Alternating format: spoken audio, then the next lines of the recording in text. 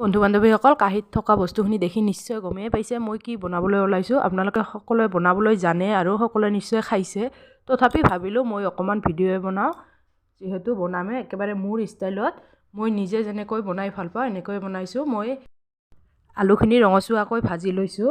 তাৰপিছত কাঁহীখনত নুমাই লৈ পনীৰখিনি নিমখ হালধি দি অকণমান ভাজি লৈছোঁ।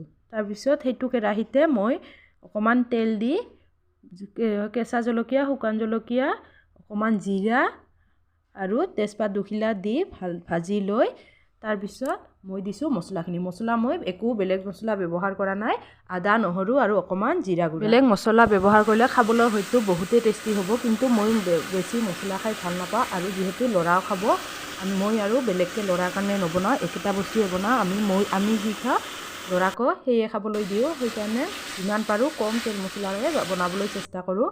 তাৰপিছতে মই মছলাখিনিত দিছিলোঁ দুটা বিলাহী আৰু নিমখ হালধি দি আৰু অকণমান বটি থোৱা পিঁয়াজ আছিলে, পিঁয়াজখিনি দি দিছোঁ।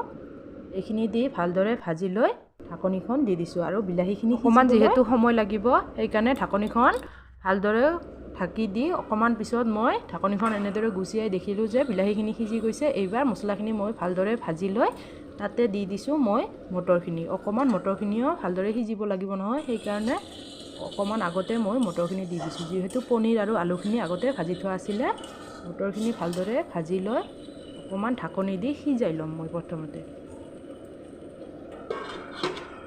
মই একেবাৰে ঘৰত থকা বস্তুৰে এনেকৈ সহজভাৱে বনাই ভাল পাওঁ, সেইকাৰণে মই ভিডিঅ'টো আপোনালোকৰ লগত শ্বেয়াৰ কৰিলোঁ।